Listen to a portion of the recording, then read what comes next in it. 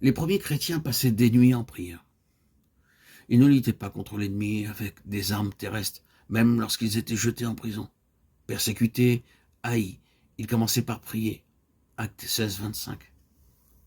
Par la prière, ils triomphèrent de l'ennemi. Combien cela est différent de nos jours. Même de soi-disant chrétiens cherchent à triompher par les menaces. Si vous n'obéissez pas à nos règles, alors nous intenterons certaines actions contre vous, disent-ils. Et ils cherchent à exercer une pression par ces moyens.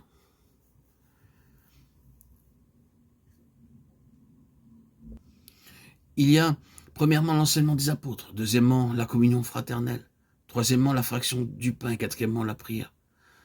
Nous ne pouvons pas nous dispenser d'aucun de ces liens. Ces quatre choses sont manifestées dans les assemblées, qui donnent union, force. Le principal et le plus important lien demeure la vie du Seigneur Jésus-Christ. Lisez Éphésiens, chapitre 3, examinez très soigneusement tout le chapitre. Vous remarquerez que ces paroles sont adressées aux croyants d'Éphèse, qui avaient beaucoup grandi spirituellement. Aussi, Paul dit, je remercie Dieu de votre conduite, et maintenant je prie pour vous qui êtes au loin, que le Seigneur Jésus-Christ puisse habiter dans vos cœurs par la foi. Mais, direz-vous, le Seigneur Jésus-Christ ne vivait-il pas déjà en eux? Ah, il y a une grande différence entre venir et vivre dans une maison et en prendre possession.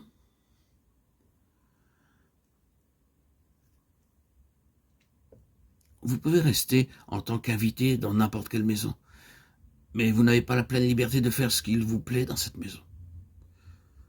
Lorsque vous possédez la maison, vous avez liberté et autorité sur toutes les parties de la maison, et ce, continuellement. C'est ainsi que notre Seigneur doit vivre en nous. Il doit occuper chaque sens et chaque faculté de notre être. Quand cela est vrai pour nous tous, alors, nous connaissons la pleine étendue de l'amour de Dieu. C'est ainsi que nous comprenons avec tous les saints cet amour. Paul nous dit que la réelle compréhension de l'amour de Dieu n'est possible que lorsque nous y sommes amenés ensemble. Il ne peut pas être compris par notre vie seule, par nous-mêmes et en nous-mêmes. Si vous êtes enfermé dans les barrières que les hommes dressent entre chrétiens, votre appréciation de l'amour de Dieu sera bornée. Et votre attitude dans la communion fraternelle sera par voie de conséquences étriquée. Vous devez surmonter toutes ces barrières et être capable d'aimer les enfants de Dieu dans toutes les parties du monde, avec un grand cœur. Pour que ceci devienne réalité, le Seigneur Jésus-Christ doit non seulement habiter dans nos cœurs, mais il doit pleinement occuper tout notre être. C'est la barre cachée, traversant la planche de part en part, lorsque le Seigneur Jésus-Christ devient le Seigneur de notre être. Nous ne pouvons pas seulement aider, mais aimer chacun, parce que l'amour du Seigneur Jésus-Christ est répandu sur tous ses enfants. Mais si ce n'est pas ainsi, un tamoul aimera un autre tamoul, un blanc aimera un autre blanc, un noir aimera un autre noir, et ainsi de suite. Ce n'est pas là l'amour qui englobe tous les saints. Ce n'est pas l'amour divin.